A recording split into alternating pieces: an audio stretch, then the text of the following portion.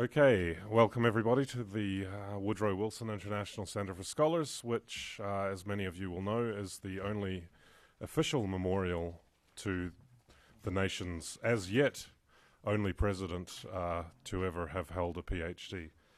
That might change soon. Today we're going to talk about presidential elections in Taiwan. I don't need to tell most of you here that they have for the past few months been seen as a very close run thing. We're also going to talk about legislative elections, which are going to be held concurrently next month with the presidential elections. Polls have from time to time seen the DPP in front, from time to time seen the governing KMT in front. So one of the questions here in Washington is, will there be a change of government next year in Taiwan, or will Ma Ying-jeou, the current president, hold on? I don't need to give you my prognostications about that because we have four very competent people to talk about that today. The first is Carl Ho. He's a senior lecturer and director of academic computing at the School of Economic, Political and Policy Sciences at the University of Texas at Dallas. He's the co-author and author of a number of articles on Taiwan, Hong Kong and Britain, and he received his PhD in political science from the University of North Texas. Our second speaker will be David Fell from SOAS, the School of Oriental and African Studies. Oriental and African Studies at the University of London. He is the author of the recently published Government and Politics in Taiwan, which, as he tells me, is a paperback book, and therefore he won't have to force his students to buy it. Cal Clark, to my left here, is professor and MPA director at the Department of Political Science at Auburn University. He specializes in comparative public policy and has published articles in a number of different journals. And he earned his PhD at the University of Illinois, Urbana-Champaign. And John Fusheng-Hsieh is professor in the Department of Political Science, University of South Carolina, sorry. He served on a number of boards of associations to do with Chinese and Taiwanese politics, and he's the author and co-author of a number of works in both Chinese and English. He received his PhD from the University of Rochester. So without further ado, let's get things started with Carl. All right. So there will not be a fine for overuse the time. There will be a fine, right? Okay. Let me go ahead to quickly introduce myself. My name is Carl Ho. Thank you, Bryce, for introducing me. I really privileged and honored to get the opportunity to talk about Taiwan election today with all of you. That being said, there's no betting business, and because over the last few weeks, and many people asked me to bet on who will win in the next election. I do not want to lose, and so I would not bet. All right, then my talk is primarily about the polls and also the surveys and in Taiwan elections. And first of all, I want to focus on introducing some of the numbers and try to give you some ideas what the election polls are, what the election surveys are, and how much we can learn from those. And not necessarily we believe by face value, but we need to judge numbers to get a more educated guess. I put it that way. Let me see if I can use this. So first of all, some numbers and some facts, and the Taiwan election will be almost exactly a month from now. Actually, this is basically Taiwan time is December the 14th now, and it's a month from now. And this election is special because it's combining and the presidential and legislative elections, and it's going to be very interesting, not that because of the weight of the presidential election, but also the legislature will have new terms too. And quickly go through some basics about electoral systems in Taiwan. And very simple for the president is a plurality system, and it doesn't have to get a majority. And in fact, in 2000, President Chen Shui-bian, the former president, only won the election by 39%.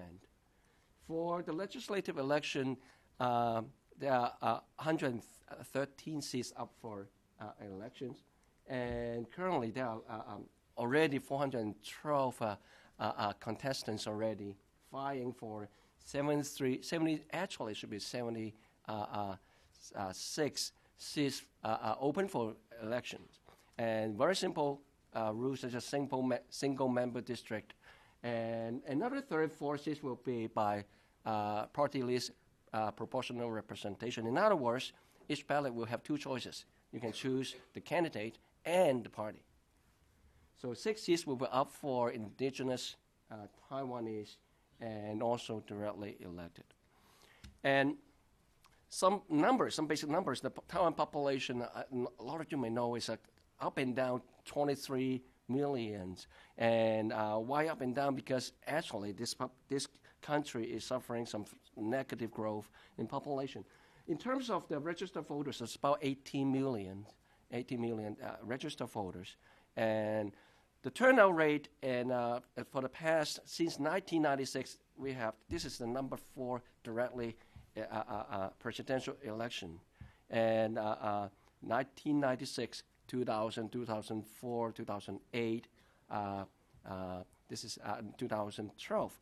And the presidential election usually enjoy better turnout, from 76 to 82% turnout. Legislative election is doing slightly less, and 58 to 76% turnout. And the record turnouts are in the years of 2000. And it's a three-way contest, so that is enjoying 82%, very good turnout in that election. Legislative of 1996, that is 76% in most standards is quite good. Compared to U.S., this is what we have. And this is comparing latest elections, and Taiwan is 76 over United States at 70, and legislature and 58 over 41. And the U.S. enjoyed better numbers than in the past, but so far Taiwan turnout is quite good. This is some data from 2010, most recent election last year, municipal election. This is not simple local election because the Local Government Act changed the system, making these cities more important cities. And these municipalities enjoy the same advantage, same privilege, like the Taipei city, which is the capital, and Kaohsiung. So these 5 cities enjoying good turnout, and like this. And Taichung is actually doing the best, and 73%. Taipei is 70%. Still quite good in terms of a local election, a municipal election. So go back to the topic about election polls or election surveys. Where are they from? First of all, most of the surveys are from sponsored or operated, conducted by the news agencies or TV stations, polling centers. And these polling centers include the longer ones, including United Daily News, I call it UDN, 联合报, and TVBS is one of the most organized and systematic polls, and also Liberty Times, and one of the major polls from the other camp, Green Camp. And university polling centers also do that, and also CC University, for example, National Chengchi Universities is doing that too, using the Election Study Center. And there are some commercial polling centers or polling companies, and actually In total, there are over 60 polling agencies, centers, companies in the country already. And one of the examples is a focus survey research in one of the polling centers doing polls for profit, over 60 of them. Majority of them still use technology called telephone surveys using CADI and computer-assisted telephone interviews and random digital dialing, which is still the conventional method, and even though it has been considered outdated in many technology. And sample sizes ranging from about 700 per poll to 16, sometimes it go up to 1,700. I think I will quickly go through some of the basics, technical part about the polling businesses. Most agencies use a seat CADI and using RDD, and they use landline numbers for random sampling. Usually they do the last two digits to do the random samples. And interview times are usually starting in the afternoon, then go as late as 10 p.m. And they usually hire the part-time workers, like college students, graduate students, to do the survey. And most importantly, they must have multilinguality. They can speak in Taiwanese and Hokkien, Minnan, and they speak in Hakka and, of course, Mandarin. Okay. So election polls are interesting, and it's not just the numbers themselves, because the polls tell you something more than just the numbers. Who gets ahead, who gets behind. And when I study this polls, and I look at it as a part of the political campaign. So actually, this author suggests that polls in the past has been more political than now, and because it's being used for multiple purposes.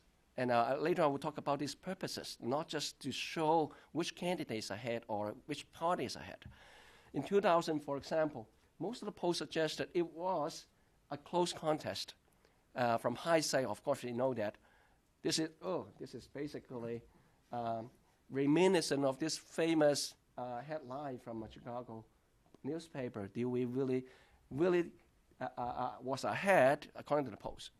But in the parallel case, and you see the face of the former vice president, and of course he was on the other side of the ledger, unfortunately. So these are numbers.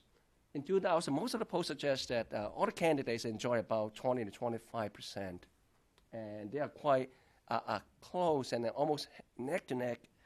And actually, the outcome was DPP enjoyed at 39%, and plurality, and James Song, a spin-out from KMT, got a 36%, and KMT suffered from a really, really bad 23%. So these are the pictures.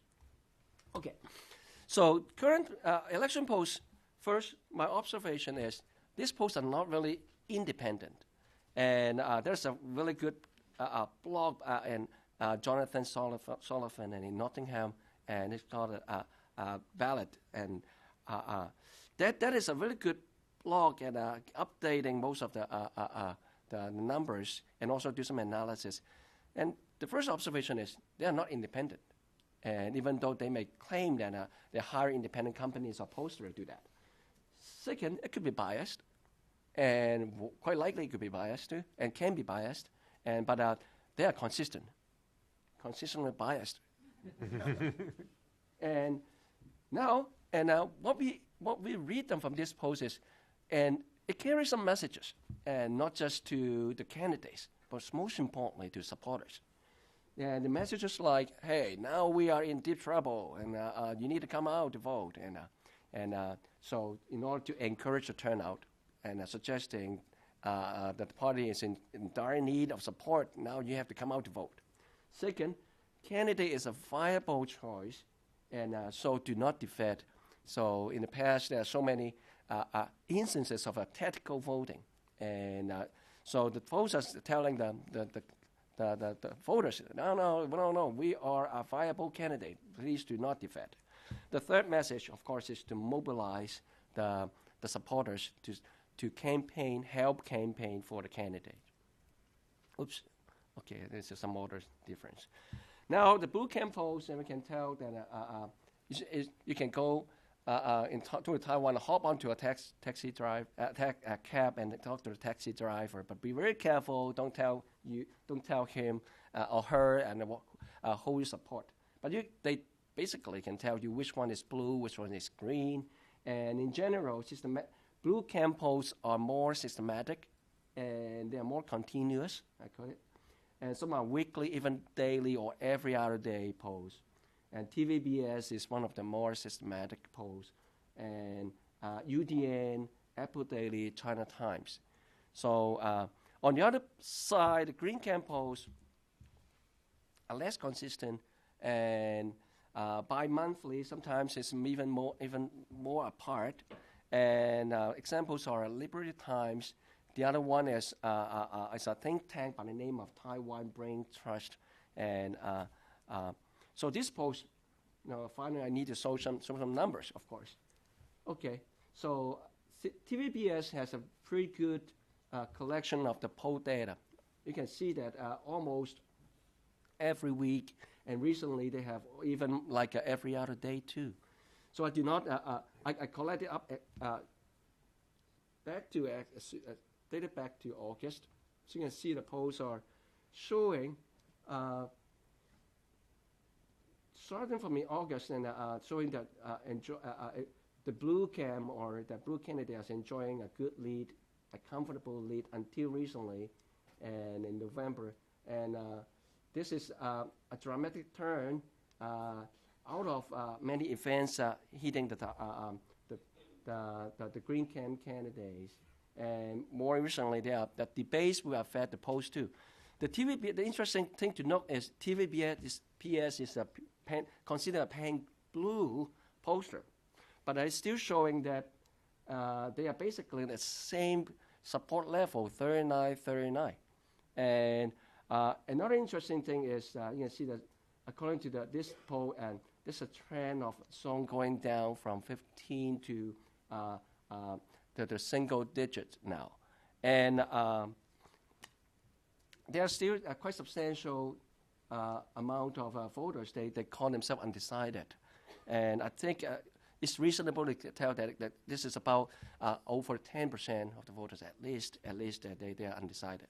So another poll is from UDN.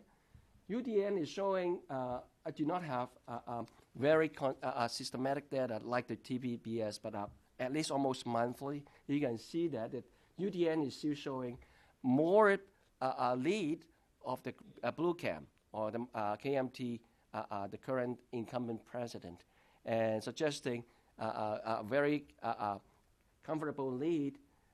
This is the blue cam data. Okay, UDN does not report, in some cases it does the undecided voter proportion, but consistently it's still showing that Song is going down from 15 to around 10%. So this is consistent in between these two blue cam votes. China Times is still showing even bigger edge, over 40% for Ma, for President Ma, and they're showing that Tsai Ing-wen of the DPP is going down by her popularity. And again, we see that China Times is showing that a downward trend of the third independent candidate, James Song. So these three are the blue cam polls. Here comes the green cam polls. The green cam, I have to admit that it cannot get a really, really systematic long-term data from the green cam, but I did have some data from this in the most recent polls. Taiwan Brain Trust is showing that Tsai Ing-wen enjoyed a pretty good lead, about 3 to 4 points in early November. Now Taiwan Brain Trust believe that, and that lead has been widened now from 35 to 40. It's a more comfortable 6-7 point lead. And Liberty Times is more conservative this time, and so Tsai Ing-wen is getting a 35 to 33 lead, as 2 point lead, suggesting it is really, to them, it's a really tight race. So the two cam posts are painting different pictures. The blue cam is showing that some Ma Ying-jeou, the current president, is enjoying at least 3-5-point lead. In some polls, are showing the 7-8-point lead. On the other side, green cam is also showing some Tsai Ing-wen is getting good lead too in some polls. Now, one hint I got from other observers is you may want to get the more conservative ones from each cam. If you and one cam is the green cam is suggesting green candidate may be getting less, and then 2 minutes left. Okay, I will not get a fine. So this is our latest polls, and so I take a very simple average to see that from all these polls. One caveat is they are not taken at the same time, but they are latest polls from each pollster. Second caveat is they may not be covering some of the events or capturing what we call short-term forces. So averaging is not a good method in doing that too, but it's just a general idea. So what these posters are standing on, if they average out each other, and I do not include other blue cam posters too. So to make the blue weight not being too heavy compared to the green one. So we can see that on average, take it at a grain of salt, and the Ma Ying-jeou lead is about 2.3 points and over Tsai Ing-wen. And James Song is quite consistent at like about 10.9 points. Okay, so what do you believe? First of all, we need to observe and learn from this post. I will not take by face values. Second, we do not look at the means. As a statistician, I want to look at more underneath the numbers, which is what we call the variance, and how these numbers vary, and also actual variance within same poll will be more meaningful. So alternative data will be a better idea too. So that could be from some academic institutions, particularly from this Taiwan election and democratization study data. This is what the conference I attended last week and with John, and I will present a paper using this TDS paper. And want to take a look at this, and I take a look at the polls and see what we can come up with that. So National Chen Shui-bian University has a ESC too. And at the conference, I also met a scholar, and he's a professor and director of a Center for China's U.S. study from University of Oklahoma. And again, I take it with a grain of salt. His numbers supposedly are not biased because he's not sided with anyone. But his numbers are showing 34 for the Ma, Tsai for 26 for Tsai, and again, very consistent. Song is getting 10%. Undecided is a surprisingly large proportion of 30%. So what I can learn from this, Song support is approximately consistent across all the polls, about 10%. Second, undecided is much higher in this poll. Actually, it is consistent with some other data showing that the independent voters are approximately about 30-35%. So is it a close race? Okay. Now this is what my observation is.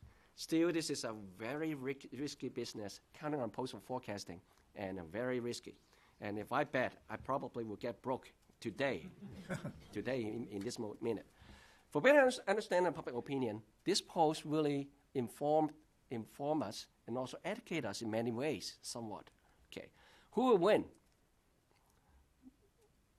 Who will win? And I think this is a question you may want to bet on. What I can answer you is more and more counting on independence, both sides. They need to know what the independents think. Second, campaign matters. We still have 1 month ahead. Negative campaigns, maybe, maybe not. Actually, the answer may be more the latter. Incumbent advantage is not as strong, clearly, in this election.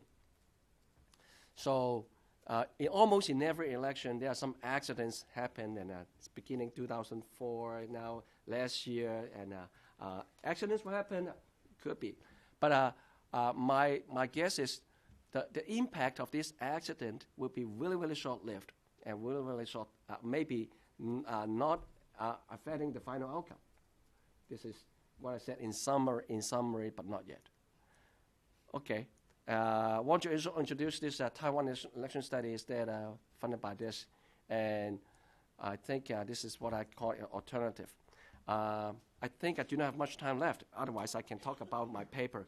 Maybe I can jump to the last one and see what I'm finding is. Maybe adding a footnote to the post data. First of all, we know that the data showing that the actual poll data may not be consistent with the actual vote.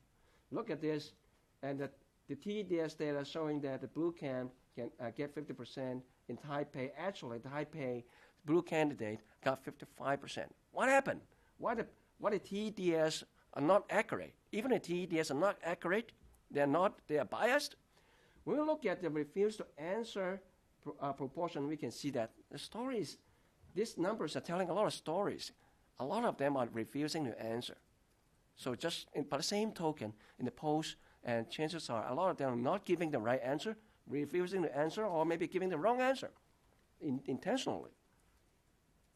So I did quite some number of modelings and models, and actually nine of them, comparing what factors are really affecting this. And my result is what I call the valence model, a party ID, the candidate's capability and performance really matter.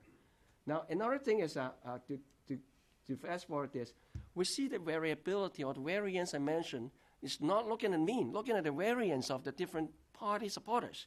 The KMT supporters are showing more variability than the DPP supporters. In other words, I can see more variability that KMT may change in the last minute, and the voters may change in the last minute more so than the DPP. So this is also supported by this data. On average, KMT is only supporting they call the KMT supporters supporting the party by 65% consistently, but the DPP's 82% of the DPP supporters they said they support DPP. They did support DPP too. Okay, so this is my finding quickly. Of course, my model is the best, and so this is some shameless advertisement. And so performance matters. Okay, this is very important. The Taiwan voters are sophisticated and enough to not looking at the party only, but also whether this person is capable, is competent in delivering the policy outcomes. And this one is another one I'm finding. And KMT voters are more variable than DPP voters. This is a very important thing to note, because it will count on the KMT supporters. A lot more campaign needs to be done for the party. DPP voters, they are very consistent, very solid in terms of support. And particularly in Taichung, with the central region of Taiwan, you can see more DPP, KMT voters voting variably or more unpredictably too. Okay, I did not get a fine. Very good. $10,000. Okay, well, I'm very grateful to have this opportunity to speak here in Washington, particularly as I'm going back to London tonight, because tomorrow we're going to hold a very similar session in London. So it's a chance to kind of get warmed up onto this topic of Taiwan's very fascinating elections. The first thing I should say is that for those of you that know my work, I like to try and do kind of time series analysis, look at change over time in Taiwan's elections. I've been quite fortunate to have been in Taiwan for almost every major election since 1989. So I'll try and look at it in a kind of comparative, from a comparative angle. The other thing I should mention is that most of my work tends to focus on Taiwan's domestic politics. I speak much less about cross-strait relations, Taiwan's international relations. And if we're thinking about Taiwanese elections, this makes a lot of sense, because generally, it's domestic issues that really are decisive in Taiwanese elections. There's a couple of exceptions to that, maybe 1996 or 1991. But generally, domestic issues are far more salient than things like cross-strait relations. I think a lot of the problem with the way that we look at Taiwan's politics is it's often viewed as being a referendum on cross-strait relations. It's far more complicated than that. Cross-strait relations is just one among a number of major issues. Now, so what's really special about this campaign? I think there's many things, but the first one that springs to my mind is the fact that we have simultaneous legislative and presidential elections on the same day. This is the first time this has happened. Now, this is the way that the two campaigns interact is going to be very, very important in the way the results actually pan out. Now, another thing I think we need to stress here is that these parliamentary elections are just as important, if not more important, than the presidential election. This was really one of the lessons that we got out of the 8-year Chen Shui-bian era.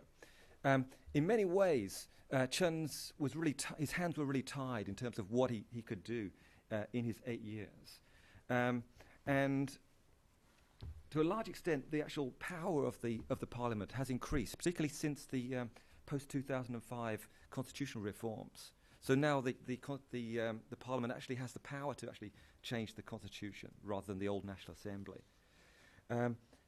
The parliament has been relatively quiet over the last 3-4 years, partly because we have unified government. But there is a possibility that we'll have a DPP president and a narrow KMT majority in parliament. So parliament's role is going to be significantly increased in whoever wins in this next term. So why did the Taiwanese decide to combine the two elections this time? Because there are a lot of problems with combining the two elections. It would appear that the two parties had different motivations in this decision. Essentially, the KMT's objective was to take advantage of parliamentary incumbents, reinvigorating or using their mobilization skills to help the presidential campaign. Now, from the DPP's perspective, it was the opposite. Their hope was that the DPP's presidential campaign would actually give power to their relatively weak parliamentary candidates. So who's actually been right in this kind of in this matter? My own analysis of the polls suggests that it varies geographically.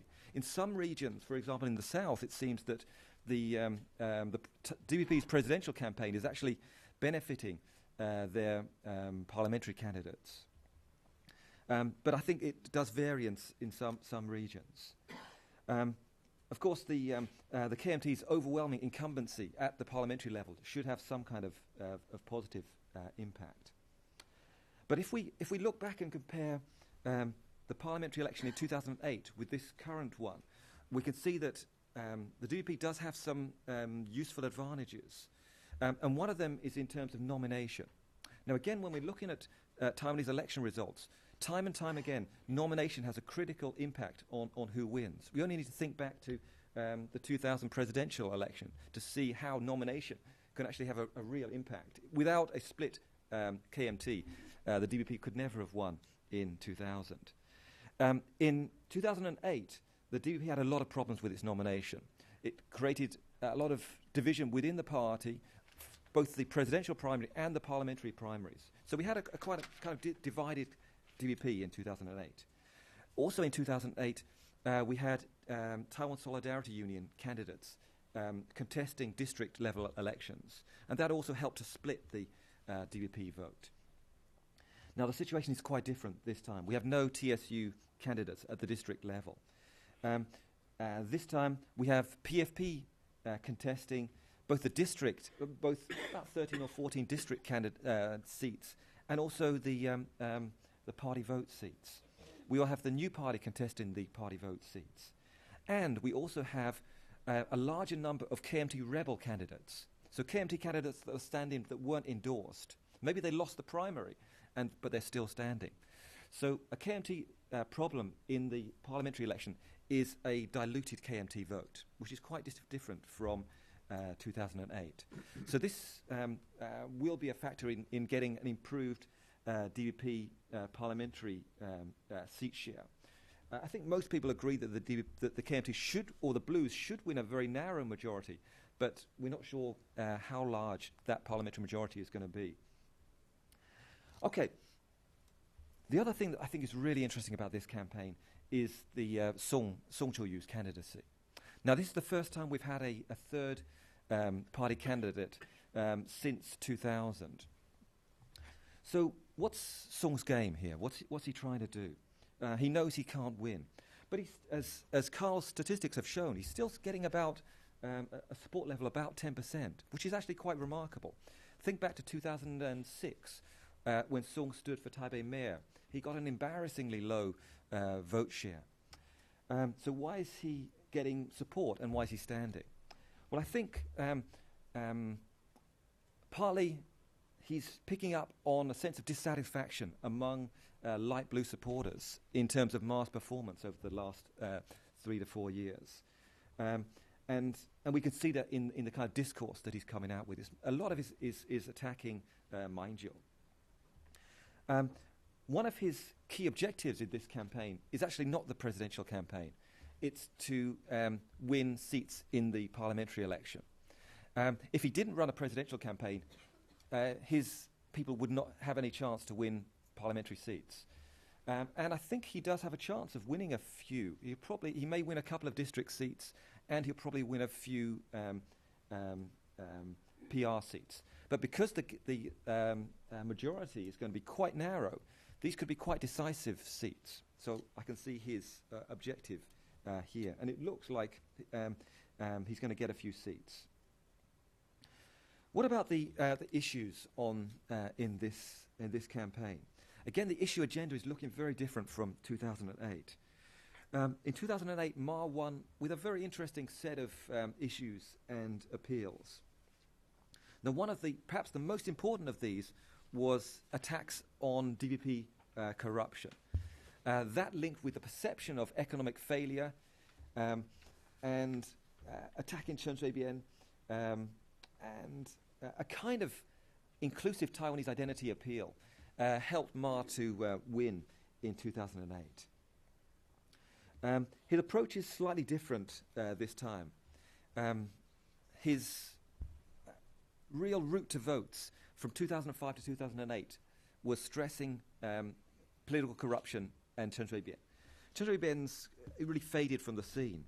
But one of the things that I think is quite interesting and also shows perhaps a lack of confidence in the KMT camp is the way that we are seeing some of these corruption accusations being used in this campaign, which was a bit of a surprise.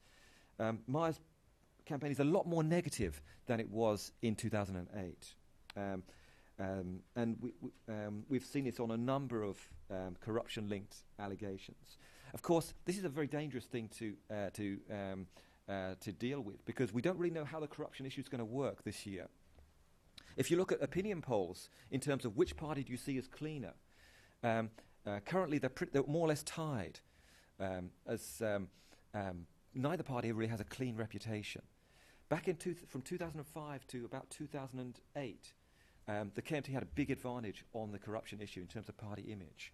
In the past, this was an issue that really helped the DPP.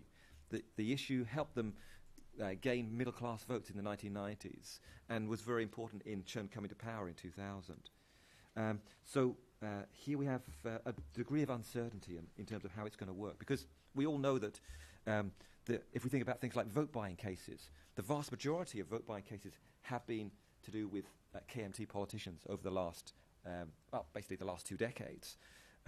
So it's a tricky issue. We don't know how it's going to work. Another thing that's a little bit different this time is the identity issue. Now, back in 2008, Ma put a lot of stress on using Taiwan identity appeals. He had his long stay where he campaign where he would live with farmers and work in the rice paddy for a few days, picking fruit.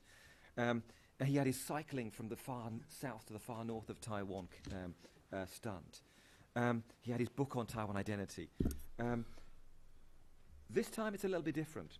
This time there's been much more of a kind of a dual identity appeal. In other words, we've been getting some of the kind of symbolic appeals that we haven't seen for quite a long time from the KMT. Things like the ROC national flag, ROC national anthem, stressing Taiwan, love for Taiwan, but also love for the ROC. Now that's quite an interesting shift there. And we don't know how this is going to work with the new generation of voters. I'm not really sure how effective it's going to be. As for Tsai, she's taken a much more toned-down approach to the identity issue compared to Chen. This is partly due to her own personality. She seems to be much more comfortable using Mandarin in her speeches. And I think this could have a kind of a positive impact, because if, for example, the DPP had nominated Su Zhentang, for example, he would have been very good at mobilizing the DPP base, but not so good at actually expanding out into these kind of key floating voters or middle-class voters. And Tsai has at least the potential to do this compared to some of her colleagues, because her background is so different from most DPP politicians. Now, one of Tsai's big kind of issue appeals has been social justice, stressing the increasing gap between the rich and the poor in Taiwan. This has been done before in the past. Chen used this quite effectively in the 2000 campaign. But again, we're not really sure how it's going to work. And we saw in the presidential campaign presidential debate, how Ma tried to attack the DPP on this issue, arguing that the worst wealth gap was in the DPP era. So again, it's a contested issue. What about cross-strait relations? Well, so far they don't look too far apart, actually.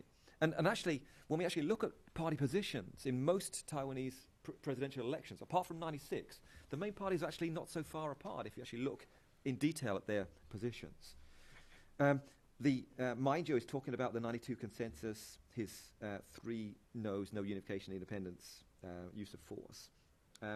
While Tsai has been responding with things like her Taiwan Future Resolution, which basically argues that there's no need to declare independence because we're already independent, and the name of the state is Republic of China. And she's also talking about a Taiwan consensus. Now, generally, there's a consensus that cross-strait relations is an issue that favours the KMT. And the KMT has tried to kind of get the agenda onto this issue. I'm not so convinced by that argument myself. I think that both sides have unanswered questions when it comes to cross-strait relations. I think the problem for Ma is he hasn't really told us what he would do if he wins a second term. What would he do in terms of cross-strait relations? What would he do differently? We've had that kind of the idea about a peace treaty, but we know that's at least 10 years off at least. So it wasn't really a realistic proposal. Because, of course, we know that Ma is going to be facing much greater pressure from the PRC in the next term. For Tsai, her big problem is how can she actually negotiate with China without the 92 consensus? I think that's going to be a challenge. When we had Tsai Ing-wen at SOAS in the summer, and we did press her on that question, and I feel she's still not really adequately tackled that, because I think it is going to be a challenge. But of course, I think we've seen that she's a lot more pragmatic on this issue. Now, the last thing I'd like to talk a little bit about is personality and performance. Now, it may seem strange for a political scientist to be talking about performance, but I think that a few years ago I wrote a paper trying to link political theatre in Taiwanese campaigns and election results. And I think you can actually find a link, particularly in executive elections for city mayor or presidency, where the best performer gets a significant vote bonus in the election. Now, once again, we might think that this is a dimension that favours Ma Ying-jeou, because he's taken part in a lot of elections compared to Tsai Ing-wen. And clearly, the DPP camp is a little bit cautious about this dimension, and I think they've both have been working hard on their presidential debate performance preparations. And there was a sense, for example, that Tsai Ing-wen didn't do so well in the ECFA debates. So the KMT was quite confident on this dimension. Once again, I'm not so convinced by this argument. I think in many ways, Tsai Ing-wen's much more reserved personality and presentation style could have its advantages, because although people like Su Zhenchang, Chen Shui-bian, Xie Jiangting, they're much better at these kind of big open rally performances, but they may not come across quite so well in the living room of a middle-class floating voter. While perhaps a more reserved approach may give more scope for vote expansion, which is so critical for Tsai Ing-wen on this occasion. And of course, I think Ma has also lost some of his charisma if we think back to his performances in 2008 and before. So he's not quite as effective as he was in the past. Now, the final thing I'd like to say is, in terms of the results, my own, I don't want to make any predictions here, but I think overall, my inclination is that the results will be positive for Taiwan's democracy. And what I mean here is that by having a much closer balance of power, we're much more likely to get real checks and balances in the system. And that's been a real problem over the last 4 years, where the scale of the KMT's majorities has meant that there's been a sense of political alienation within Taiwan among a lot of voters, the disproportionality of the electoral system. And this will mean that Ma or Tsai will be significantly constrained with real checks on how they govern in the next term. Great. Cal. Okay, what flicks it forward? If that flicks it forward, that flicks it back. Okay. Okay, so I don't know what's on the screen there. Yes. So two previous presenters have made clear Taiwan is in the middle of a very competitive election. In terms of relations with the United States, I think cross-strait relations are central to what the effects will be, if any. My own interpretation, which probably would anger most people in Taiwan because I don't recognize the evil of their enemies, is that both candidates are highly qualified and relative moderates. Though they're pushed by the deep blues and deep greens, the more ideological members of their parties, and certainly in the United States we can relate to what ideological bases can do to political discourse.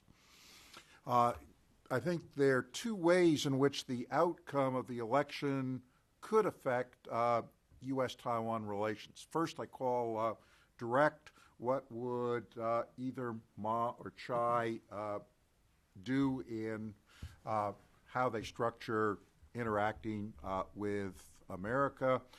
Second, and actually I think this is will probably be more important, I call indirect. How will China's response to the election affect the Beijing, Taipei, Washington triangle, which might make us happier or unhappier with the government in Taiwan? If we look at what America would like to happen, what our policy goals are, I think for the first time in quite a while, we can see a lack of consensus. What I call here the establishment consensus would reflect a desire for peace and stability in the Taiwan Strait and for any resolution of the Taiwan issue and cross-strait relations to be acceptable to both sides. Obviously, there's some, let's say, Congress who lean in a Taiwan direction, others, many people in the State Departments who lean toward the PRC. Some see advantages for America in Taiwan and China being apart. Some are more laissez-faire on the issue. But overall, there's a consensus that the current status quo, ridiculous ridiculous, even as it may be, is, to quote a movie title of a few years ago, as good as it gets. There are two challenges to this. The first, might call it dump Taiwan, is that Taiwan is the one major irritant in Sino-American relations, and so if we abandon Taiwan, our relations with a rising superpower will be smooth and harmonious. The other, which I might attribute to what I call anti-China neocons, as different from pro-Israeli neocons, is that if the more aggressive Taiwan is in hassling Beijing, the better it is for us. I have to admit that in terms of income, as a college professor, I'm definitely in the lower 99%, but at least on this issue, I think the establishment makes sense. As we look at the campaign in Taiwan on cross-strait relations and whether or not the candidates appear to be highly polarized, we can see several stages. Early in the campaign, there seemed to be moderation, then what I call a push toward polarization as the campaign heated up and people got nastier. The idea or logic of appealing to base constituencies seemed to take hold, and more recently, at least as I see it, there seems to be more a return to moderation, both because other issues are becoming salient and because Ma and Tsai are stressing more centrist positions. If we look at what started out to be, the major positions on cross-strait relations associated with the two candidates, I think at least that they seemed reasonable. Ma's three no's, no unification, no independence, no war, really is a support for the status quo, no major change in Taiwan's international position. The blues, the greens, and the reds all have very different preferences that might support change in the status quo, but as a large majority of Taiwan voters see it, any change brings more risks than rewards. And so Ma seemed to be both in step with voter sentiment and also with the U.S. establishment position. Tsai's new articulation of what she called a Taiwan consensus also makes sense. She argued that Taiwan needs to develop democratically a consensus on what cross-strait relations should be, and use this to replace the so-called 1992 consensus that there's one China, but that there are different definitions of it, and that the Taiwan people should democratically approve any major changes in Taiwan's international status. Certainly there is no consensus between the deep greens and deep blues over what cross-strait policy should be. And in my old simple-minded way to give you a quick adage, I would respond to that in saying that as long as the blues and the greens keep trying to strangulate each other, only the reds win. So the idea of developing a consensus on what cross-strait relations policy should be, politics ending at the water's edge, seems like a good suggestion, even though trashing the KMT's 1992 consensus might make developing a new consensus a little bit less than consensual. Then, in the last couple of months, okay, Bryce knows more about my organizing my presentation than I do. We've seen both the blues and the greens appealing to their base constituencies. Leanne, whose unhappy face I think Carl showed, praising martial law, which can appeal to a very, very small proportion of Taiwanese. The pseudo-Hakka charge against Tsai because she doesn't speak Hakka, which seemed to rebound against the KMT. And then finally, and most spectacularly, Ma's proposal to negotiate a peace accord during his second term, which seemed to, all these appealing to the deep blues. Ma's proposal for a peace accord seemed to be counterproductive at the polls. And in the terms of the Greens' base appeals to their base, leading TSU officials charging Ma with treason for supporting the 1992 consensus. I'm not sure if Chen Shui-bian's letter from the jail arguing to emphasize national identity more influence votes or not. So, going into November, both parties seem to be moving in a much more ideological direction, which would probably, given whatever the outcome of the election is, create bigger problems for cross-strait relations. Since then, there have been an emergence of new issues. The first two I have up there are perhaps to make you giggle a little bit. Ma and the bookie, who he may or may not have met and tried to solicit a $10 million campaign contribution from. The Three Little Piggies, campaign contributions from children to the Chai campaign, which the KMT Controlion criticized and then set off a much bigger campaign, which seemed to work for the DPP.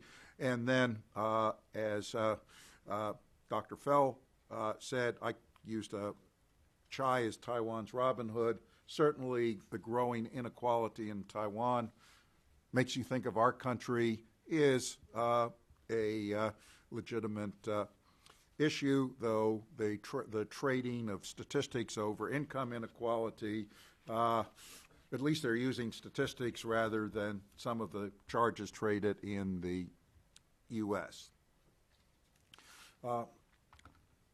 More recently, though, both of the candidates seem to be taking a more moderate and centrist position on cross-strait relations. Tsai pledging not to provoke China, also at one point saying she was open-minded about a visit to China, while also raising suspicions that Ma might try to visit China.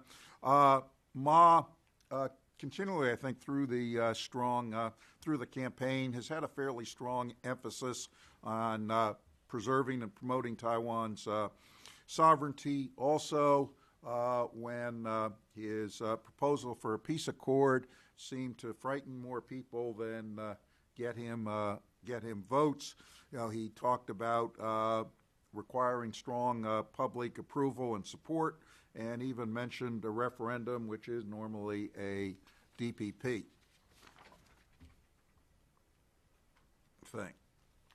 Okay, as we look at what this means for U.S.-Taiwan relations, the stereotype is the establishment would favor Ma because he would represent a continuation of a current status quo. The alternatives, for very different reasons, would want Tsai to win. The dumped Taiwaners would say, see, they deserve to be dumped. And the neocons would hope that Tsai would turn herself into a Chen Shui-bian once elected.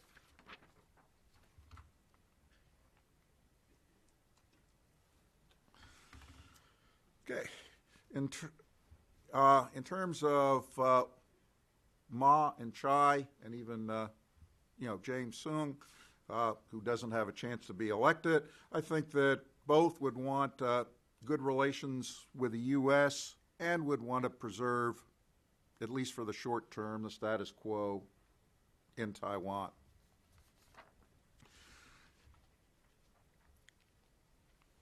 Looking at the problems, though, that each could create for cross-strait relations, Tsai is the more obvious, but I think Ma, with his peace accord, could raise problems as well.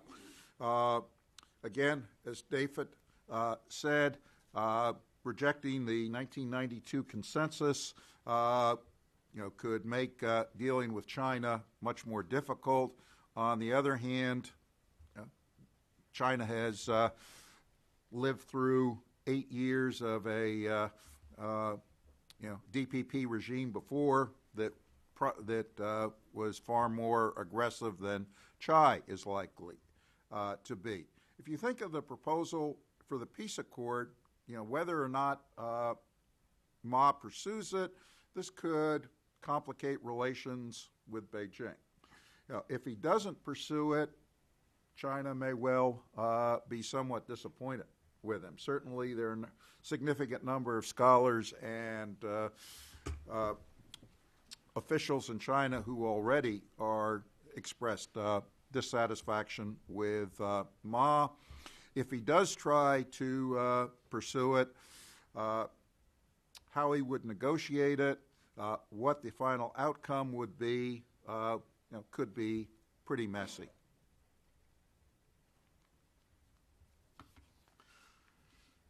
Okay, in terms of, since I agree with the establishment, we'll assume the establishment's view in the U.S. The advantages of each candidate for cross-strait relations here, Ma's the most obvious. He seems compatible with policies that are, acceptable, if not, well favored by the Americans. On the other hand, you can see an indirect advantage in a Tsai victory if she is able to reach an accommodation with China. Surely there will not be long-term peace and stability, which the establishment in the U.S. seems to want, until the DPP and the CCP figure out how to do business with each other. Taiwan, like the United States, has evenly developed major political parties. Changes in power are almost inevitable, and so China and the DPP, if they can't somehow manage to accommodate each other, are going to be a long-term problem. And certainly you could say, as is on the bottom of that slide, if not now, when could such a live and let live relationship be developed? Finally, a Tsai victory would create a conundrum for U.S. policy, or might well. Should we try to help negotiations that might well be implicit or indirect to develop a new diplomatic fig leaf to allow Taiwan and China to do business? Tsai has certainly denounced the 1992 consensus in strong enough terms that it would be hard for her to reverse her field. However, this is just one possible, I call it fig leaf, that would allow Taiwan and China to do business, and perhaps you could develop some other formula that would be mutually satisfactory. Conversely, and I think this was a phrase from some earlier stage of cross-strait relations from Jacques Delisle. Maybe our best policy is to leave bad enough alone, in that if we get involved with trying to help Taiwan and China work their problems out, they'll both end up in rage status, no matter what we do. The Christian Bible says, "Blessed be the peacemakers." Anyone who has studied international relations or developed or been involved in office politics know that trying to help people work out their problems is usually a losing proposition. Thank you. Great.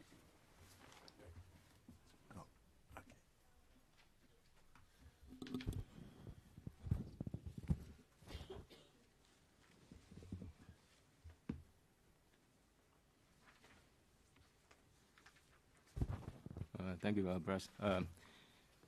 It's indeed a great honor to be here to talk about the Taiwan's presidential and parliamentary elections in January 2012 and its implications for the cross-strait relations. And I agree with the three previous speakers that it's always a risky business to try to predict what's going to happen in the elections. And particularly, I don't have $10,000 to bet on. But generally, actually, I think it's much easier to predict what's going to happen in Taiwan's election than in the United States. And for some very simple reasons. One is that Taiwan is kind of a divided society. And so unlike most of the Western democracies in which the major cleavage underpinning the party structures in those Western societies are essentially class, religion, rural-urban differences, or sometimes environmentalism and so on, that kind of thing. And but in Taiwan, those are not really applicable. Actually, the most important cleavage underpinning the Taiwan's party structure is the national identity issue. So if you if you're trying to try to distinguish between the two major political camps in Taiwan, the pan-KMT camp and the pan-DPP camp, actually, it's really not easy to find out the difference in terms of, say, social welfare issues, or in terms of even environmentalism. It makes some differences, but that's not really that great. And the major issue, it's probably not easy to see all these numbers here. This is it's based upon the survey. Actually, Carl just mentioned earlier that it comes from the TED survey, Taiwan Election and Democratization Study surveys. I've done this for many years, and this one is based upon the 2008 presidential election results, and to see why people support the pan-KMT camp or the pan-DPP camp and so on. And there are a list of so-called issue dimensions there, and including the traditional class issue, the environmental issue, and it's called the new party issue, and the reform versus stability issue and so on, because Taiwan is a new democracy, so I think that's probably a kind of valid question to ask, and also the national identity issue, and along with several other demographic variables in the model. And just very simply put, that obviously the results for every survey I've done over the years, and always the national identity issue come up with the most significant issue to explain why people vote for the pan-KMT camp or pan-DPP camp. And most of the other issues are sometimes not significant at all. Sometimes even if they are significant, but they are not the kind of weight they take with them, those variables in explaining the voters' partisan support is kind of very limited. And even the so-called the ethnicity issue, that is whether you are Mainland-Taiwanese or Hakka Taiwanese and so on, if you can see from this particular table, and you can see that this variable actually become insignificant after we control for the other issue variables. And obviously, the national identity issue is a very important one in Taiwan. And this kind of issue is different from the kind of issue we see in most of the Western democracies, and that is this kind of issue is very highly emotional. And just imagine, thinking about, for instance, what happened in Northern Ireland. That some people want to remain in the United Kingdom, some people want to be part of the Irish Republic, and so on. And I think, fortunately for Taiwan, is the fact that even though this is highly emotional, and but in addition to the two extreme endpoints, two extreme positions, that namely Taiwan independence of unification with China and so on, this is something in between. This so-called status quo, which is neither independence nor unification. And it's kind of a de facto independent because Taiwan is not ruled by China, of course. And but also this is some kind of a Chineseness in the polity, including when the name of the country is called the Republic of China, and the national anthem, national flag, and also the constitution all come from China back in before nationalist government moved to Taiwan. And so those are kind of Chineseness in the party and in the polity. So some people who support Taiwan independence, they don't really like that. And in Northern Ireland, it's just very difficult to find the compromise position between either in the UK or in the Irish Republic. Of course, recently in 1998 Good Friday Agreement, they come up with some kind of solution there.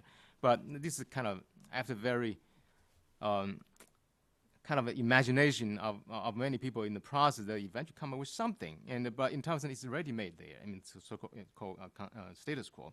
If you look the same data, and to see who supports which party that people will turn to, given their national identity position. And obviously, you can see that for those people who support independence, they will support the pan-DPP camp, of course, particularly the DPP, of course, that's the largest party in the camp. And if you, for those voters who support unification, of course, they will support the KMT or KMT's allies, including the PFP, People First Party, or the New Party, and so on.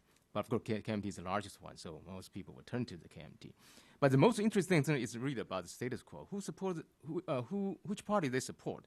For those people who support the status quo, and obviously you can see from this particular table. Actually, I have done this for many, many years, and the status quo supporters tend to support the KMT too, for a very simple reason, because KMT is seen as kind of a status quo party in Taiwan, because status quo has been defined by the KMT in Taiwan, not by the other parties, because KMT said that this country is called the Republic of China, and they brought with them the constitution, the national flag, the national anthem, and so on. So it's kind of a status quo party.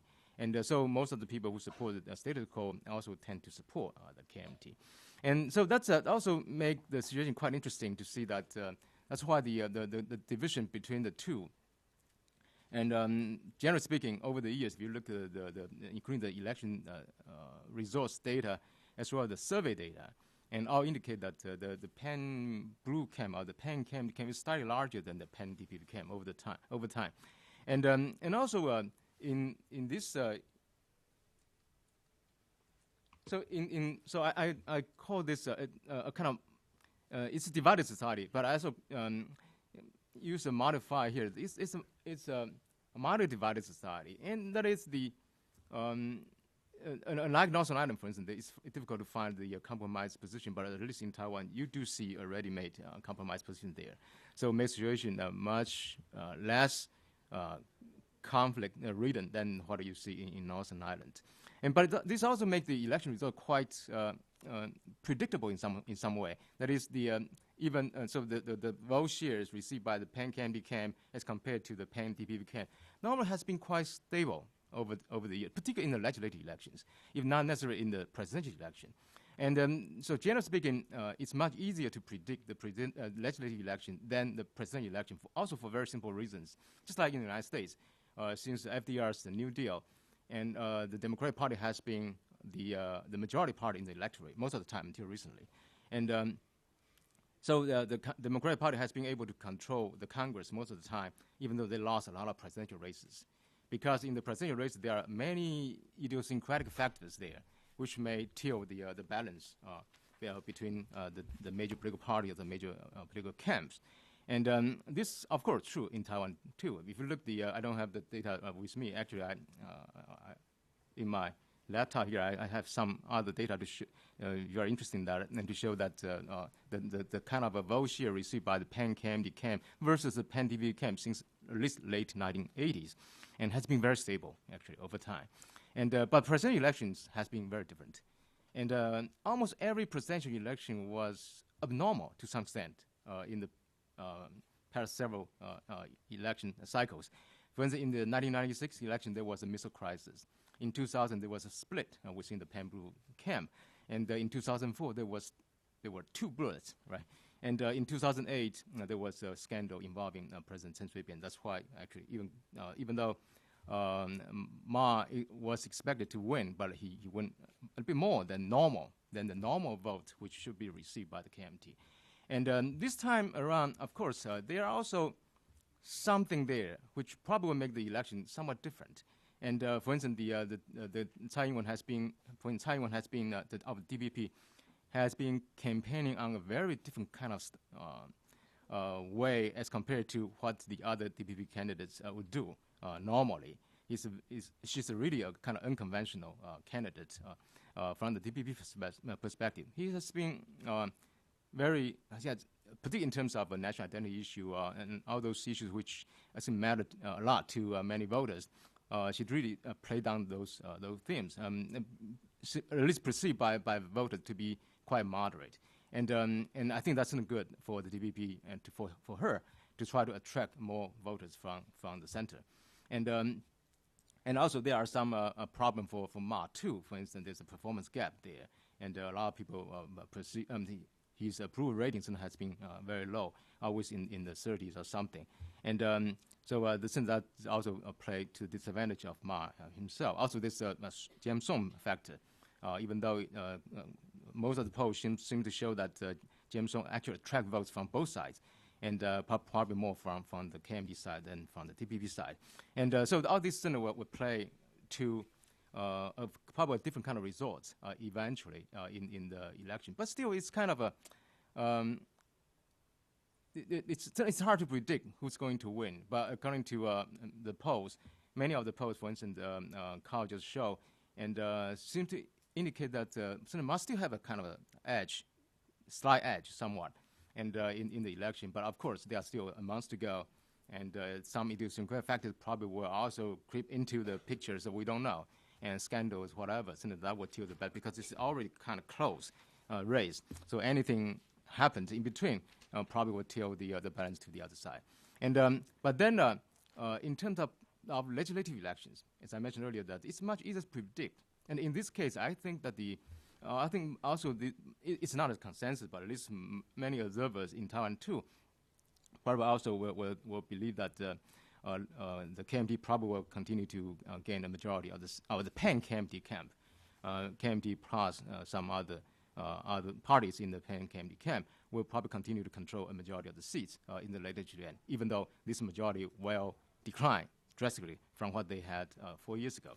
Because in 2008, got almost 75% of the total seats, and with about 54% of the votes. That's just remarkable. I mean, it's also, it won't repeat itself this time, and also in the near future. And so this,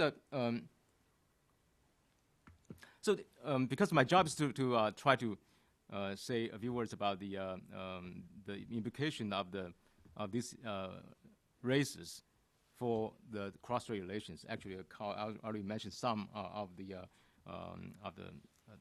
things that I thought about talking about too. And but generally, of course, what Taiwan's policy, whether that will move to one side or to what kind of a policy choice that the Taiwan will adopt, then depends very much upon who is going to control the government to some extent. And since this also depends very much upon who will be in the governing positions. But generally, if we just get rid of this some kind of institutional constraints, just looking at the voters' preferences, or the preference of the players in the game, they are the KMT, they are the DPP, they are businessmen, they are intelligence community, and so on. And what can we predict that what kind of a policy will come up from the kind of policy-making process in Taiwan. This is a kind of very simple exercise with regard to what do we, I don't know how many are familiar with the social chart theory, and try to look at the voters, the players' preferences, and in the issue dimension, and to see what kind of result should be most likely, logically, to result from. And here, I try to identify some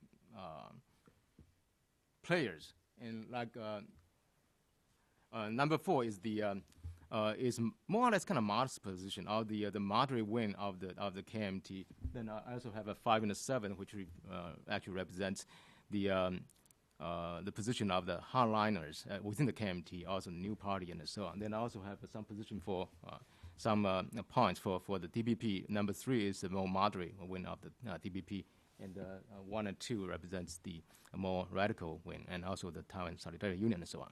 And then this is on a two-dimensional issue space. That is certainly the most important issue in Taiwan policy is national identity. Whether Taiwan should go independent or should be unified with China and so on. So that's one issue. But in practical terms, when we look at the concrete policies toward China, and this also involves something more mundane features. It's not just about national identity, also about whether you want to do business with China, or whether China will actually pose a threat against Taiwan and so on. So that's also a different kind of dimension, kind of substantive interest.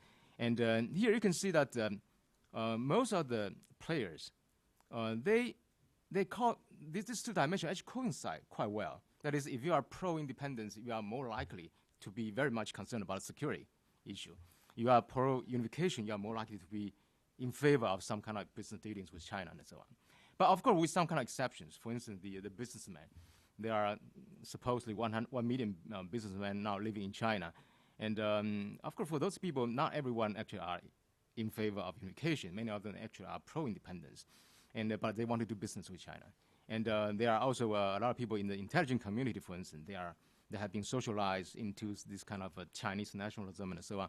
And but they are very much concerned about the security issue too. I mean, so these are the kind of deviant cases. But even take into account all these factors, and you can see that the position of the moderate KMT is kind of a medium voter.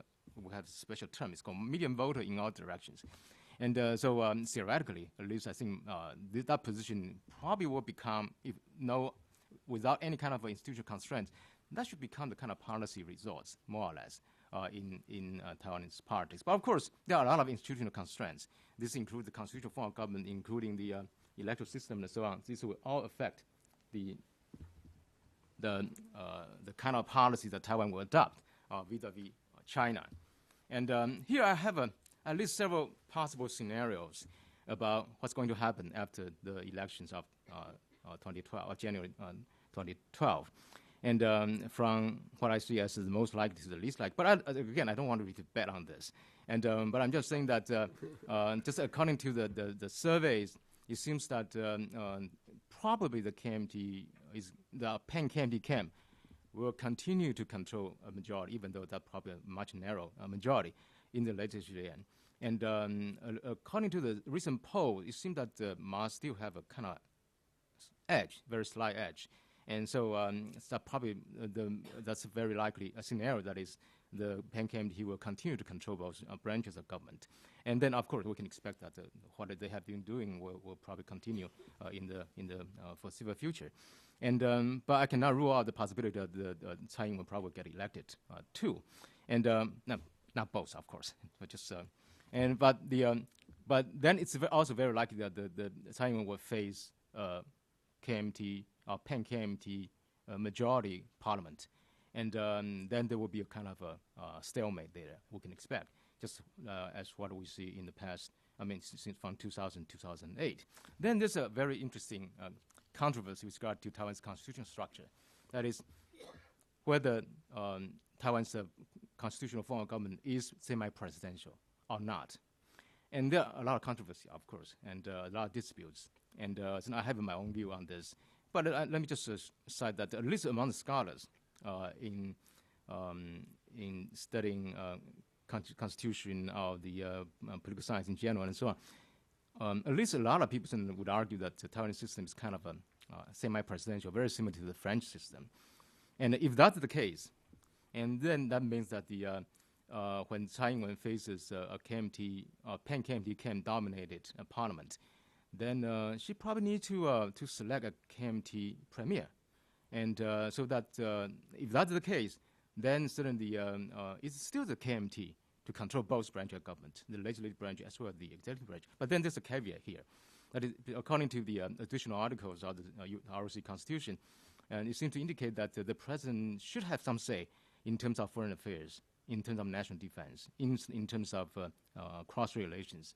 Then you can expect that it's not only the kind of stalemate between the executive, as what we see in 2008, between executive branch and the legislative branch, but in this case, even between the two heads in the government, the head of state and the head of government, that is between the president and the premier. But there's no guarantee that Tsai Ing-wen would actually appoint a KMT person or some people who are not in the DPP to head the executive yuan. And so then she still can legitimately, legally speaking, she can still do something else. And even like in France, I mean, when François Mitterrand in his second term in the late 1980s, he also appointed a minority government actually. So that's also kind of that's also make the situation kind of hard to predict, and depends on what Tsai Ing-wen is going to do, and when she faces a KMT-dominant parliament. Another scenario is that probably Ma will win the presidential election. Then the DPP the pan-DPP will win the legislative yuan. And this isn't very likely, but I don't think that the DPP will win the legislative yuan. But if that happens, and because I have listened to Ma himself several times in the past by saying that if he gets re-elected, and if the DPP controls the majority of the seats in the legislative yuan, he will appoint a DPP person to head the government. That's what he said many times, not just once, and also in public. And so I suppose that he probably will appoint a DPP person to be the premier, to head the cabinet. And then similar thing will take place between the president and the premier. So there will be some kind of a stalemate conflict over there. And the last one will be the DPP control of both branches. And so in that case, the DPP will try to do something in according to what they prefer over time. But generally speaking, let me just skip that because I have only a couple of minutes. But generally, I think there are a lot of constraints on both sides, of course, on Taiwan generally. And with regard to how far they can go. And but basically, so far, I think the China's position on Taiwan has been quite stable over the years. U.S. position on the cross relation has also been quite stable too. The Chinese position can be summarized in just two sentences: that they promote some kind of one country, two system formula, and they also warn Taiwan that if Taiwan ever declare independence, they will use force against Taiwan and so on. And the U.S. position has also been quite stable. That is to maintain peace and stability in the region.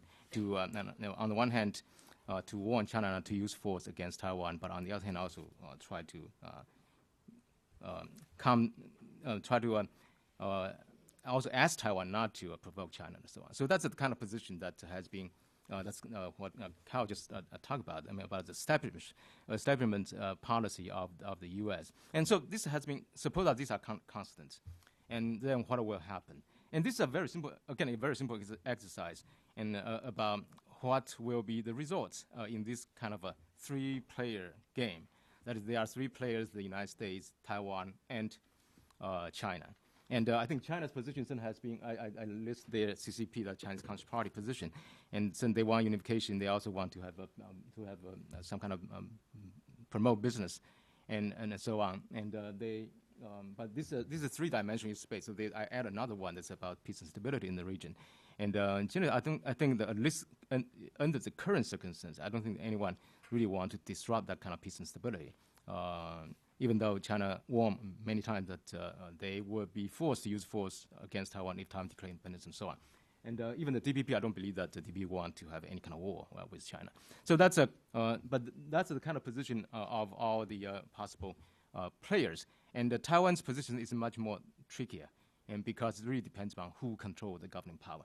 If that's the KMT or the DPP and so on, so I try to look at different kind of possibility here. If there are if the KMT win control of the government, and then that would be the U.S. KMT CCP, and the KMT's position will be the medium voter in all directions. In this particular case, that is the KMT's position will be seen as a kind of compromise position, and very much will define what's going to happen in the future. But then if the DPP control the government, that would be the DPP, US, and the CCP. And then in this case, United States become the medium voter in all directions. So United States will define what's going to happen in the future. I'll stop here. Okay, great. We have some time for questions, so standard drill, please. If you'll just say who you are, what's your name, and any affiliations you might have. Sir. There's a microphone coming around as well, so if you could wait for that. Thanks. Thank you very much. David Wu, former member of Congress, and I wanted to ask Carl Ho about his survey results. And I found really fascinating the one set of slides showed very low undecideds. And then you look at a different set of slides and potentially there are a whole bunch of people yet to decide in the election. And it makes me think of the 2000 election in the United States. And New Mexico allegedly was too close to call.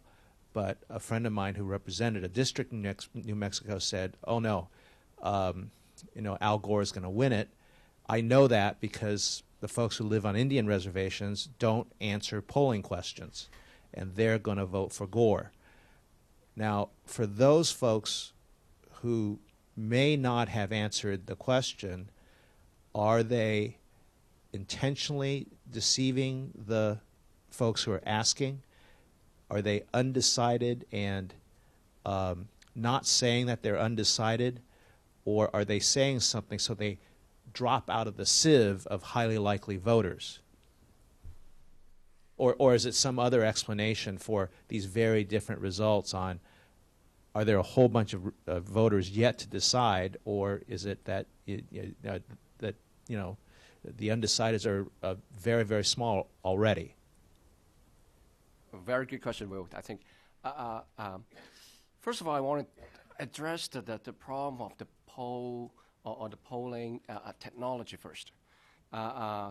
The polling is still using in U.S. standard or in British election standard is quite obsolete technology. First of all, is using landline numbers to do the random sample, and second is using the polling business is basically do this random sample by the random meaning, and who will stay behind in the afternoon or maybe in the period between 4 and 10 p.m. A lot of Taiwanese are working through night 10 p.m. Seriously, and I just came back from Taiwan. So who will answer those questions first? Second, from the TEDS data, we can see there's still a substantial amount of respondents. They refuse to answer, even though they're willing to answer other questions. So we can see that the refuse to answer will be a really interesting portion to analyze. So a lot of surveys do not address this, especially at least. So that will be. This is why I highlighted Peter's survey suggesting, well, the refuse to answer don't know or not yet make a decision, or they could be constituting a really substantial amount of real public opinion that the polls cannot tap into. So this is why I also addressed the variance issue, not just the mean. We look at the mean by itself, and those numbers are based on the responded answers, and then cut out those non-responses, and cut out those not possibly in the sample tube. So sampling speaking, that could be problematic. So this is why when we take a look at the polls, we do not look at the numbers. We also look at the trends and the variance or variabilities. Good question about good comparison about for those who do not even respond to the vote to the questions at all, to the interviews at all. So that constitute the Oculus Hills of those polls. So this is why I need to use the TEDS data to take a look at the real, more accurate picture, probably. And unfortunately, we have to do it after the election. Most of the TEDS are post election, and that will basically give basically like a post afterwards postmortem analysis. But I think if I look again to the data and the 30% still quite reflective of the real don't know or undecided. And John mentioned that the TEDS data, actually he studied a long time, and I also studied a long time the TEDS data. We can see quite consistently about 30%, 35% are calling themselves independent voters. So this could be very much subject to the short-term forces of the campaign, and they may make a decision in the last minute. So I still have 1 month to go, and we really do not know at this point. This is why $10,000 is still in my pocket. It's much easier to bet after the election, isn't it? Yep. Okay. Just a quick note here that the in Taiwan, indeed, some groups of people in Taiwan, they tend not to answer the questions, and also some people are hard to reach. For instance, young people is always a problem. And they often will not stay home, and so on. It's not easy to reach them, and they use cell phone only, and so on. Just a very similar problem that we see in the United States, too.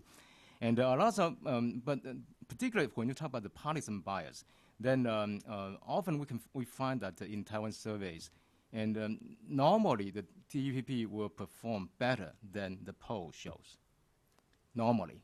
And so we need to add 3-5% to the DPP support and in the polls. And so that's but also just shows that at least for some particular for DPP support in the past, but recently the gap has been narrowing. And at least in the past, there seems to be a tendency that a lot of DPP supporters, in the past, of course, there's some kind of a problem with the martial law, whatever, the kind of authoritarian past. And but there's still a kind of problem for the posters to really to understand what's going on. And so actually a lot of the scholars in Taiwan, or even posters, we try to build a lot of models to try to understand who they are, who they are more likely to vote for, and so on. And all kind of fascinating model, but we don't have time to do that. Well, I'll look forward to the autopsy reports. Let's go down the back here, and then Michael. Bonnie Glazer from the Center for Strategic and International Studies. Thank you very much. I guess I have a couple of comments, and I would welcome your reactions to them. First, Professor Clark, on the peace accord proposal, I have a somewhat different interpretation than you have. President Ma did not propose that he would negotiate a peace accord in his second term. He very explicitly said that he would consider negotiating, that it would be useful to consider within the next 10 years, knowing, of course, that he would only serve if reelected for 4. My interpretation of that is that actually he was saying that it is quite unlikely that he would take this up in his second term. And I think that he has recognized how difficult it is to bridge that divide and to reach a consensus in Taiwan. So I personally think that he was not signaling that this is likely to be on his agenda, and I think it's been very badly covered in the media, and it has been interpreted by many to mean, in fact, that he was saying that he would talk about it in his second term. And then I have a question for David on the issue of, I think you stated that that the policies toward the mainland of the two of Tsai Ing-wen and Ma Ying-jeou are really not that different. And I guess I'd like to draw you out on that a little bit. I think that one could have said that Chen Shui-bian's policy maybe didn't differ all that much. But in fact, the consequences of that policy were fairly dramatic. And the consequences of Tsai's rejection of the 1992 consensus could be that there are significant tensions between the mainland and Taiwan. Now, this will be interactive. Clearly, Beijing is going to have a policy that will decide whether or not there is a new formulation that they are willing to accept. And on Tsai's side, she's going to have to decide how flexible she wants to be. Now, I would expect that it will be very difficult to bridge that gap, that there will be very limited flexibility on both sides. In fact, I think that Tsai Ing-wen believes that the mainland is so absorbed with its domestic problems that it, in fact, will have to deal with her, and that therefore she doesn't have to compromise very much. And I think that's a miscalculation. I think, in fact, the mainland, the leadership is insecure about domestic problems and therefore less willing to compromise. But that's just the way I see it. So I'd be curious if you would comment on that. And then lastly, I wanted just to comment very briefly on the so-called dump Taiwan versus continue current policy or strengthen relations. I guess I would encourage you to not portray it the way that you did. I think that I am a contributor to that debate. I don't consider myself to be on either side of the spectrum. I certainly don't see myself as a neocon. It's actually a very nuanced and sophisticated debate. There have been some very interesting things that have been written and said on it. And so I would just encourage you to not characterize it that way. I think it's more interesting than that. Thank you.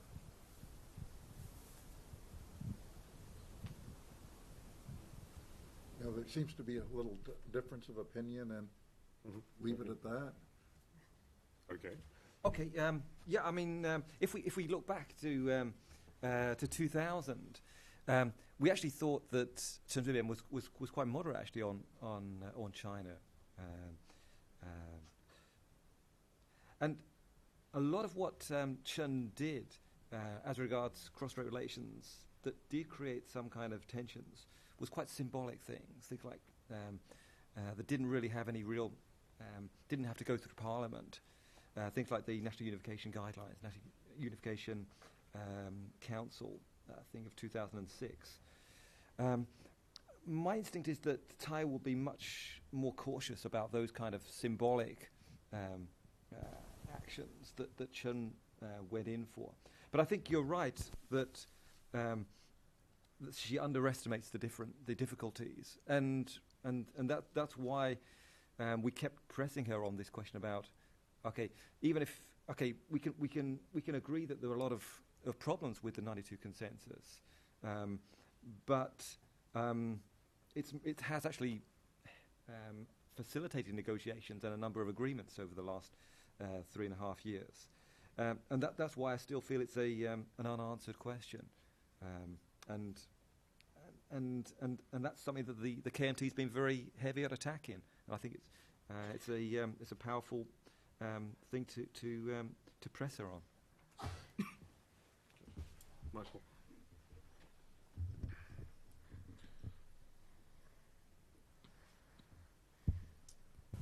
Thanks for some very interesting presentations. I'm Mike Fonte. I work as the Washington liaison for the Democratic Progressive Party.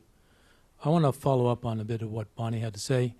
It does seem to me that characterizing the positions in the United States as establishment versus kind of neocons, Ma versus Tsai, is not nuanced enough.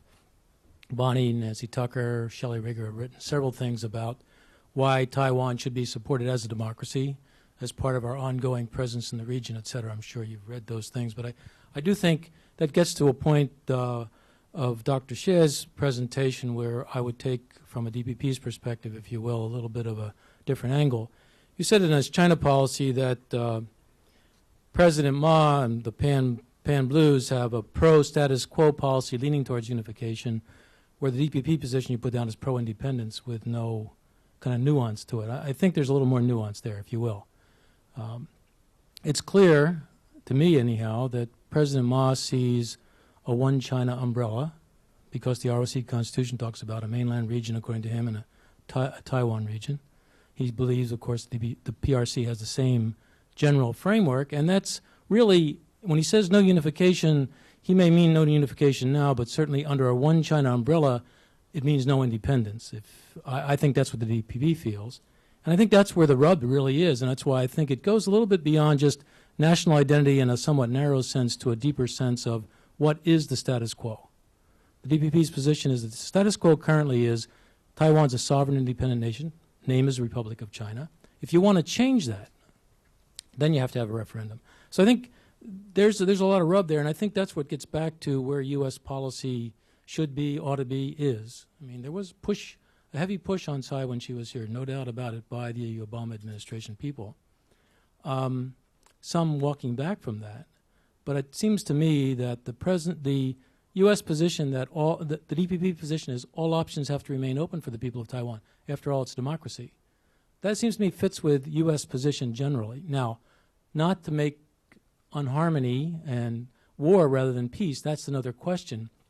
But having to accept the 92 consensus, it gets problematic because that really is a one China framework, and that's not the DPP. So I think, there's a lot of wiggle room in here, and I agree that it will be difficult for Dr. Tsai when she's president to bridge that gap. But I do think that from a U.S. perspective, we ought to, I believe, be giving a little bit more leeway towards her position and this question of leaving all options open for the future. Thank you. Yeah, I agree. Actually, okay, here actually not only that whether either the DPP or the KMT can be treated as a kind of unitary act. I mean, they are the whole, and they have some kind of goal. They will achieve that goal. And I would argue that even within the DPP or within the KMT, there are different opinions too. That's what I'm talking about. The KMT moderates versus the KMT old guards, or the DPP hardline or the DPP moderate, and so on. So there are kind of positions there. Yeah. Great. We'll have this guy and then Bob.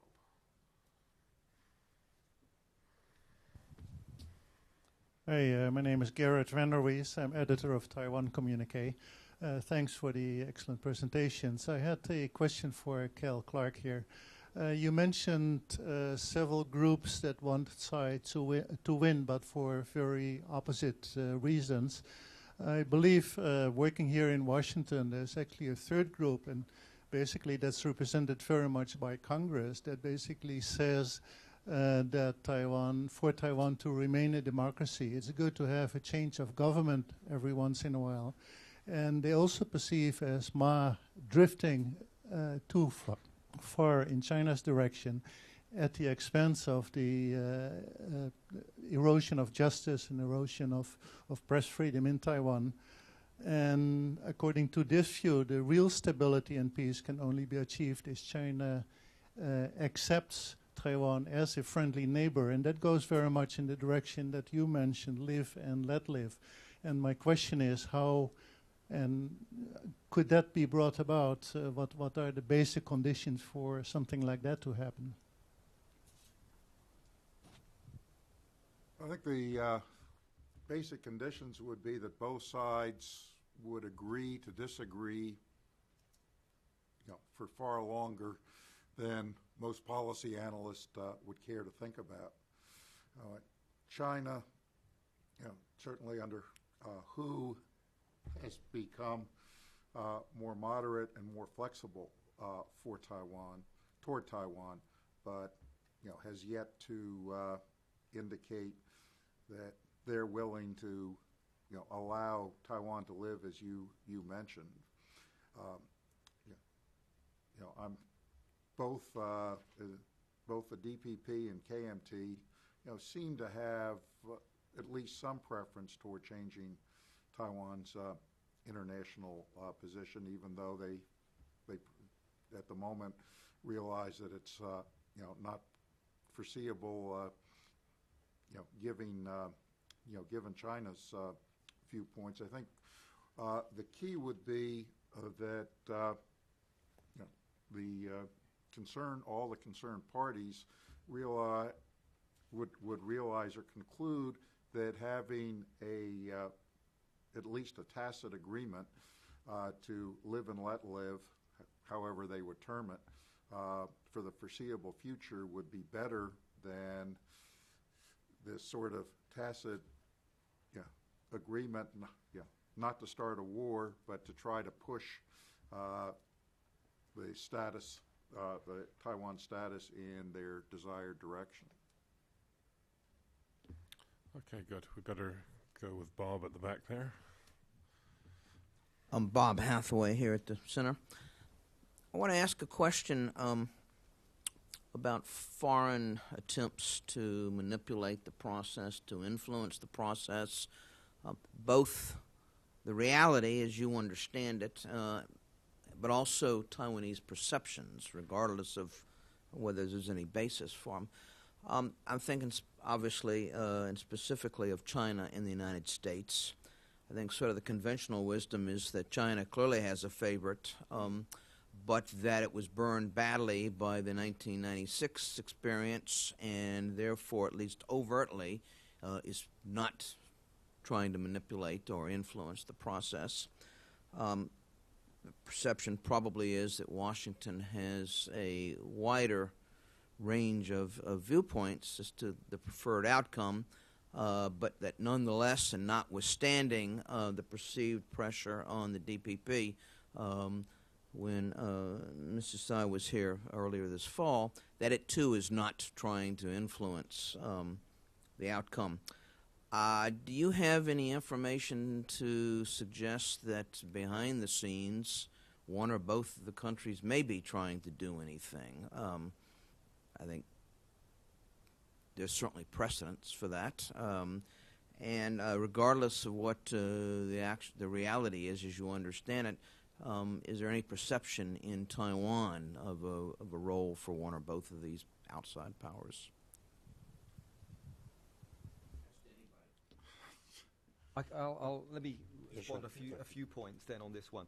I think you're right that 96 backfired for China, and I think to a lesser extent 2000 as well. I think some of those threats did definitely help Chen in those last couple of weeks. Though it wasn't missiles, but the verbal threats can have an influence. Clearly, the KMT is quite worried about this kind of accusation. Generally, it seems to me that voters don't want their government looking too soft on China, so that's probably one reason why we've seen less of these kind of PRC procurement delegations come into Taiwan over the last 6 months. They don't go down too well with many voters. Whether or not there's always accusations flying around about PRC interference in elections, but not much in the way of concrete evidence. But I think we can be pretty sure that there is definitely pressure on things like the expat business people working in China to go back and vote for the right side. But more systematic, of course, these people can decide how they vote. And as I think Professor Xie has hinted, that we don't really know exactly how these kind of Taishan will actually vote. Often the identification is a lot more complicated than this kind of stereotype. But I better not comment on U.S. interference. I think I'll leave that to my U.S. colleagues.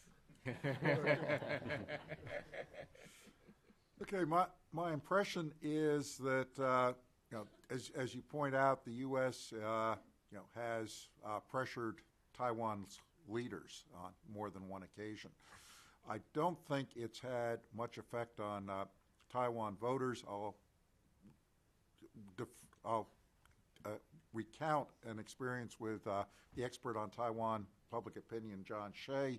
I attended some meeting where several U.S. officials talked about how they had were responsible for the outcome of whatever the latest Taiwan election was, which, just looking at Taiwan, I hadn't seen any evidence of. So I asked John, who analyzes data and cuts and slices it, and he said, there wasn't any effect. So, I don't think the people in Taiwan, look to Washington and take cues for their voting. Okay, this better be our last one. Can I add one more? Oh, I'm sorry. Quick one. Sorry, Bryce. I think, John, can I use your chart? Yeah, sure. Yeah. Bob, I want to address that question. I think China, I think CCP is much more sophisticated than in 1996. 1996 especially, they used missiles, but of course the effect was worse. And when now I think that the CCP is interfering by keeping mum. And you may see that all this is not making sense. I'm originally from Hong Kong, so I observed the Hong Kong elections and the recent elections, and I think it's impossible for CCP not to get involved and in any elections in the vicinity. But I think there are much more subtle involvement, much more encouragement, and you can see that. And we go back to look at this chart, and the sophistication of this chart is to shed light on the one thing is that the relationship, but also this relationship is on the planes, and they are not linear. So one point is CCP. We see the CCP is any party is getting closer to CCP. That third dimension peace stability will not be linearly going that way too, and maybe some minor point will be going down quickly. And we see this. You can see that U.S., China, and Taiwan. I think that the three parties are maintaining, trying to keep the equilibrium very carefully, very subtly. And any change in this plane will be a big change. Could be the stability part. And this. So to wrap up my summarize that, and the CCP, I think. On one end is not trying to use explicit participation or intervention. On the other end, many policy benefits certainly is pulling into this election to make more support for KMT, in my opinion. Yeah, John. Yeah. Just very quickly, so it's very. On most occasions, actually, this kind of external effects on Taiwan's election has been quite minimal. I don't think that either the United States or China can really influence the electoral rate that much. But also with some caveats. For instance, when David just mentioned the 1996 election, and if you look at the 1996 election, actually the effect,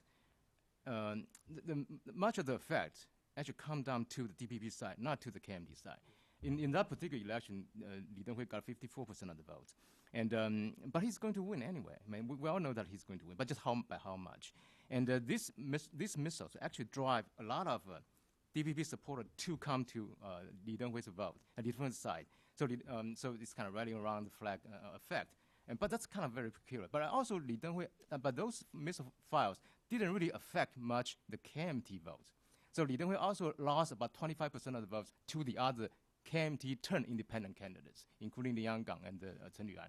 So supposedly his vote should be 54% plus those 25%. Should be his vote. I mean, the pan-KMT vote. But actually, he still lost those 25% to the other two KMT turned independent candidates. So it's really dependent on cases.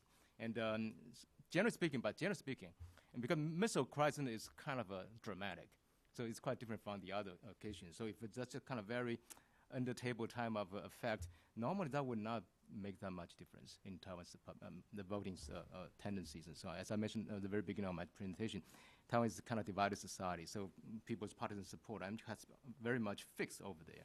And it's really hard for people to imagine people will change in their lifetime from independent to unification to independent, and then from one party to the other. You don't see that much cross-camp vote, not as much as in the United States, when there's a lot of cross-party line votes. But you don't see that much in Taiwan. Okay, I did promise one up the back here. This better be our last question. Paris Wang, Voice America.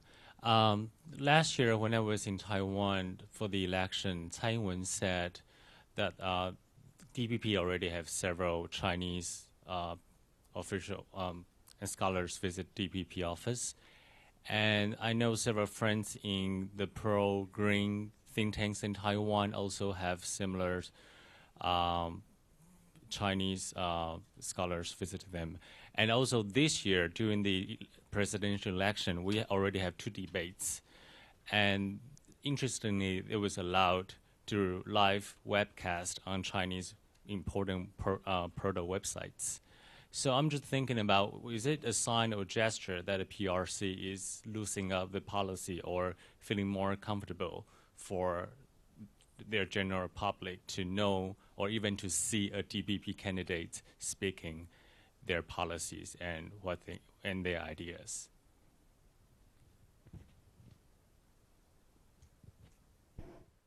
This is about China, not about Do we have? Taiwan. Yeah. Do we have a China expert? Mainland China expert? Very briefly, I think I don't think that China really are. Certainly, they are trying to allow certain kind of degree of rooms for some people to learn what happened in Taiwan. But generally speaking, I think that it's still a very tightly controlled society, and I think their attitude toward Taiwan is still. I don't think that there's some kind of flexibility there, and but generally they welcome a mass victory rather than Tsai's victory, and but they know that they need to deal with Tsai if Tsai got elected, and so they are more pragmatic there. And but I agree with some of the other audience here. That is if Tsai got elected, indeed, I think the two sides may get into some kind of troubles. And even though probably not will be as strained as what we see during the 20 years, but still there will be some kind of problem over there. And I think at least my feeling is that many Chinese leaders seems to be more confident in a sense. That is, they feel that the time is on their side, probably. And that's also a kind of fear on the part of many people in Taiwan. They feel that the Taiwanese do something before time really comes. So that's probably will pose another problem between the two sides of the Taiwan Strait. Okay, very good. If you'll join me in thanking our guests for what has been a thought-provoking discussion.